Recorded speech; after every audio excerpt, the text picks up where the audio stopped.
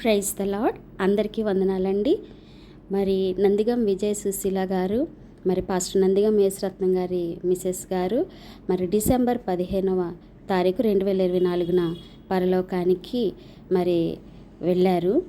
ఈ యొక్క దృశ్యాలన్నీ మీ కొరకు మేము పెట్టామండి. చిన్న వయసులోనే ప్రభు కొరకు సమర్పించుకొని మరి అయ్యగారితో కలిసి ఎంతో పరిచర్య చేశారు. మీకు ఇంకా తర్వాత అప్డేట్స్ అన్నీ కూడా మేము మీకు అందిస్తాము, వారి ప్రసంగాలు కానీ వారి సేవా పరిచర్య గురించి. కాబట్టి కుటుంబం కొరకు మీరు ప్రార్థించండి. వారి ఆదరణ కొరకు, సంఘం ఆదరణ ఓదార్పు కొరకు, సంఘ అభివృద్ధి కొరకు, అగాపే హౌస్ ఆఫ్ ప్రేయర్ సంఘ అభివృద్ధి కొరకు దయచేసి ప్రార్థించవాలని మిమ్మల్ని కోరుచున్నాను. సేవా జీవితాన్ని ముందు కొనసాగించడంలో తమతో కలిసి భుజం మోసే, తమతో కలిసి కాడి మోయగలిగిన నమ్మకమైన వారిని కోల్పోయిన పరిస్థితులలో ఒంటరిగా భారం మోయాల్సి వచ్చినప్పుడు కూడా పరిస్థితులన్నిటిని జయించి ఈ సేవకురాలు ఈ 18-16 సంవత్సరములో తమ సేవను, విశ్వాస జీవితాన్ని కాపాడుకుంటూ ప్రభు కొరకు నమ్మకంగా జీవించిన విధానాన్ని బట్టి మేము చాలా సంతోషిస్తున్నాం. ఒక చిన్న మాట సంఘానికి, కుటుంబానికి తెలియజేసి నేను ముగిస్తాను. ఎందుకు అంటే అపోస్తలుడైన పౌలు నా కొరకు నీతి కిరీటం ఉంచబడింది అన్నాడు. అపోస్తలుడైన పేతురు అంటాడు నమ్మకంగా సేవ చేసే వారికంట వాడబారని కిరీటం ఉంచబడింది అని. స్మరణ సంఘంతో కూడా ప్రభు అయిన క్రీస్తు అంటున్నాడు 10 దినాలు శ్రమ కలుగును, మరణము వరకు నమ్మకంగా ఉండు, నేను నీకు జీవ కిరీటం ఇస్తానని. జయించిన వారికి, నమ్మకంగా ఉన్న వారికి, మంచి పోరాటం పోరాడిన వారికి, విశ్వాస జీవితాన్ని కాపాడుకున్న వారికి ప్రభు కిరీటాన్ని వాగ్దానం చేశాడు. ఈ దైవ సేవకురాలు ప్రభునందు నిద్రించింది. ఆమె తమ జీవిత కాలం అంతా ప్రభు కొరకు నమ్మకంగా బ్రతికింది. సేవలో బలమైన పరిచర్య సాధనంగా సాగడానికి ప్రభు కృపనిచ్చాడు. దేవుని వాక్యం ద్వారా దేవుడు మాట్లాడుతున్న ఒక మంచి సంగతి ఏంటంటే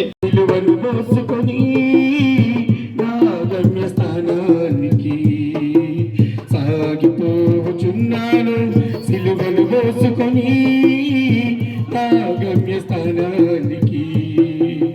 పోరాటం, ఆత్మీయ పోరాటం,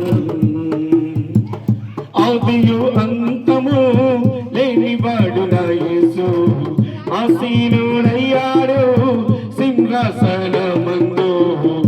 ఆదియు అంతము లేనివాడు నా యేసు ఆసీనుడయ్యాడు సింహాసనమందు. ఆ సింహాసనం నా గమ్యస్థానం, ఆ సింహాసనం నా గమ్యస్థానం. ఆగిపోను నేను, సాగిపోవచున్నాను, ఆగిపోను నేను, సాగిపోవచున్నాను. పోరాటం, ఆత్మీయ పోరాటం. చివరి 7th క్లాస్ ఎగ్జామ్స్ అవగానే నా పిల్లల రక్షణ లేకపోతే నేను సేవ చేయలేనని చెప్పి మరి మాకు చెప్పినప్పుడు మరి ఎగ్జామ్స్ అవగానే మరి సమ్మర్లో మేము రక్షణ కూర్చున్నామంటే మేము 7 బ్యాచ్ కూర్చున్నాము. వాళ్ళందరిలో చిన్నదాన్ని నేనే, అందరు నాకంటే పెద్దవాళ్ళు కూర్చున్నారు. ఆ ఫలాన్ని వేయబట్టే నేను ఇంతకాలం దేవుళ్ళు నిలబడగలిగాను. మరి మా తమ్ముడు చిన్న పిల్లవాడు అనమాట, పాలిచ్చే పిల్లవాడు, 6 నెలలు మా తమ్ముడికి. అప్పుడు ఆ చిన్న పిల్లల్ని కూడా పెట్టుకొని మా కోసం, మాతో పాటు కోసం అనమాట.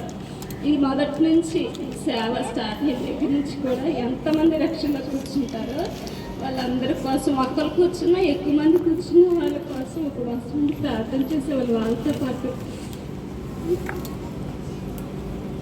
అటువంటి మెట్టులో మమ్మల్ని నడిపించారు, దైవ భక్తులు మమ్మల్ని పిలిచారు. మరి డాడీ చనిపోయిన తర్వాత అన్నీ తనే భరించి నిలబడి మరి అన్నీ మాకు అన్నీ చేశారు. ఏం చెప్పినా మేము అతని గురించి ఎంతో విశ్వాసం అన్నమాట. ఎన్నోసార్లు కృంగిపోయేదాన్ని. మరి డెలివరీ అయిన తర్వాత పెద్ద బాబు విషయంలో ఎన్నోసార్లు నేను ఎంత కృంగిపోయేదాన్ని. నైట్ టైం పిల్లల్లో పెట్టుకొని కూర్చొని ఏడుస్తూ ఉండేదాన్ని. పగలంతా నాకు చాకరీ చేసేవాళ్ళు కదా, వాళ్ళని డిస్టర్బ్ చేసేదాన్ని కాదు.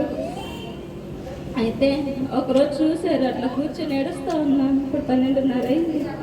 లేచి ఏంటమ్మా ఇప్పుడు ఏడుస్తున్నావు, ఏడవకూడదు, నువ్వు దేవుడు బిడ్డకి ఆయుష్ని ఇచ్చాడు కాబట్టి ఆరోగ్యం కూడా ఇస్తాడు అంటే అప్పుడు జాండీస్ వచ్చి ఎన్ని హాస్పిటల్ తిప్పినా బిడ్డకి తగ్గట్లేదు.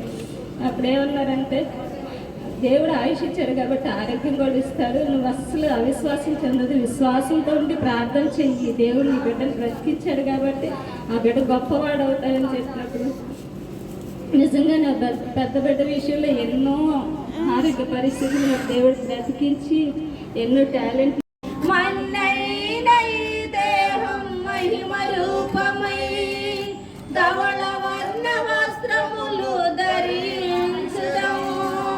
నాదుడేసుకు నవవధూలం నీతి పాలనలో యువరాజులం. నాదుడేసుకు నవవధూలం నీతి పాలనలో యువరాజులం.